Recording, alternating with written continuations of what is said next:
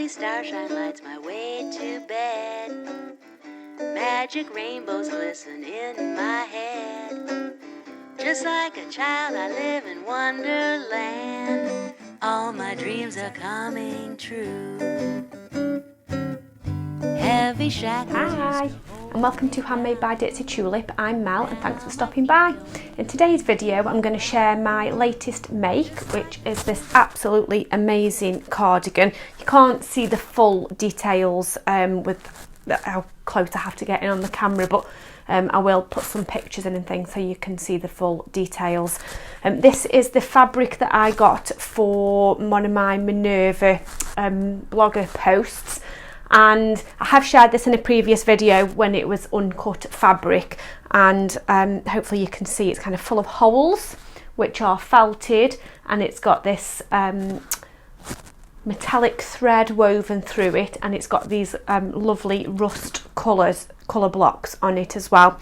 And initially I thought that I was going to make a cape out of this, but then I decided I would get much more wear out of a cardigan, so that's what I've decided to make.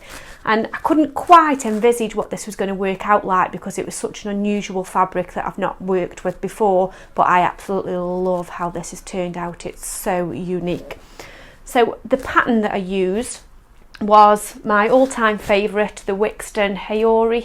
I never know whether I'm pronouncing that the right way, but anyway, what used to be the Wixton kimono, they then changed the name to the Linen-Bloom-Heirloom, and I made a cardi version of that pattern. And when I say cardi version, I just simply mean that I didn't line it because I didn't want to lose the effect of these lovely holes.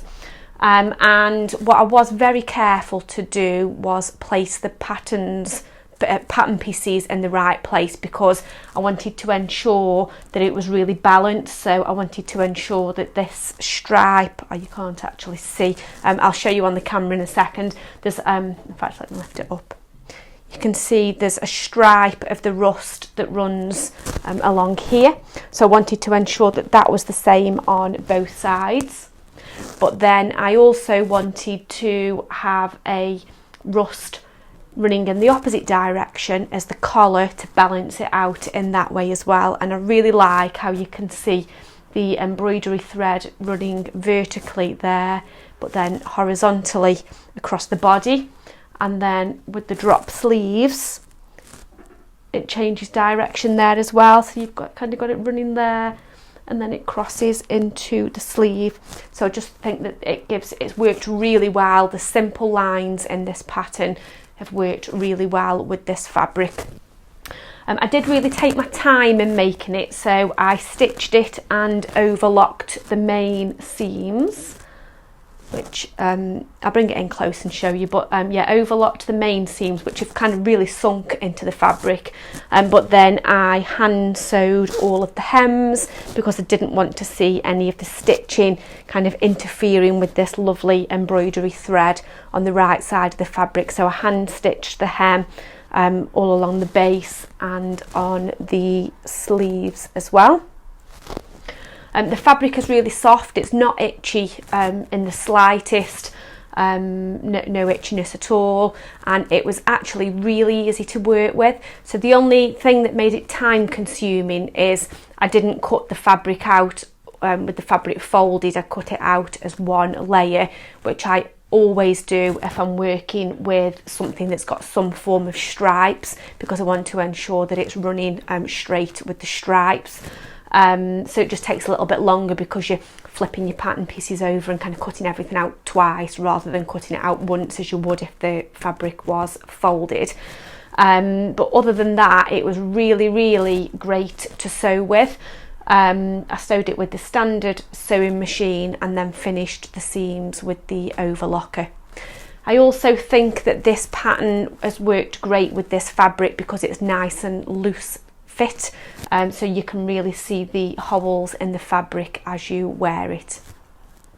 So yeah, really, really love how this has turned out, and I would love to see more versions of this made if you fancied a cardigan that's really something that you can't buy in the stores at all. I've certainly never seen anything like this with this type of fabric in the stores. So what I'm going to do is I'm just going to show you the details up close, and then I'm going to slip it on as well so you can see what it's like worn. So I'll be back with you soon. Okay, so I'll just show you the details up close. So you can really see that metallic thread glistening now as I'm coming in close. So as I say, I've got the rust stripe running all the way down the collar, with the thread running vertically. But then you've got the thread running horizontally across the main body. There's the stripe that balances it nicely at the bottom. And then there's also a stripe that balances it at the shoulder. And then it's a drop sleeve pattern. So you can see there how the sleeve joins. Just to show you the inside. So there's the overlocked seams. And there's the hem, which I've stitched by hand.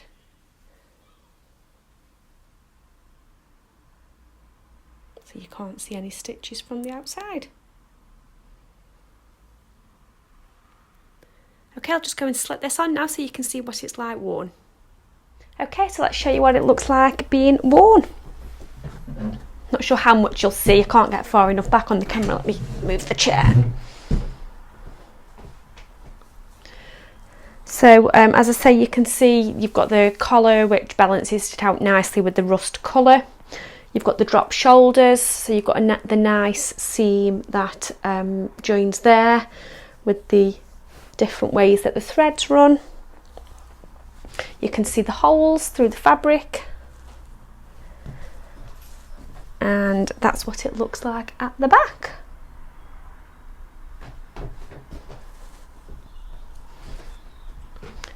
See if I can stand on the chair so you can see the bottom.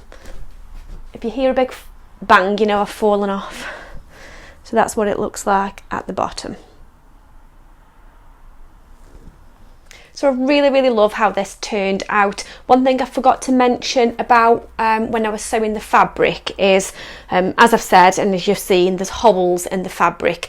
So what I ensured that I did is every time I sewed a seam together, I inspected the seam all the way along it to make sure that it had caught and it had closed all the way down. So for example, there's the arm seam. I just checked that there wasn't any areas where two holes had joined together, so there was no fabric to stitch through. And I did find one or two spots where all I simply did is say there's my seam and there's a hole that goes in like that. I just, with the sewing machine, stitched around the edge of the hole and then carried on again on the seam line. So that just made sure that the seam isn't going to kind of come and get undone or anything like that. I only found, I think there was 2 spaces where that had happened. Other than that, it had stitched fine. So yeah, that was the only thing I forgot to mention earlier when working with the fabric. So really happy with how this turned out. I'm super pleased that I decided to make a cardigan rather than the cape, because I think I'll get a lot more wear out of the cardigan, and I think it's something that can be really dressed up or down. When I do release my blog post in February, I plan to take plenty of photos of it being worn with different outfits. So do let me know what you think in the comments, and if you've got any Instagram posts or blog posts or videos of your own where you've worked with a really unusual fabric, do feel free to share a link. I'd love to check those out, and I'm sure that many of my viewers would as well. So that's it. Have a wonderful week, whatever you're up to, and I will see you very soon. All my dreams Bye. are coming, all my dreams are humming.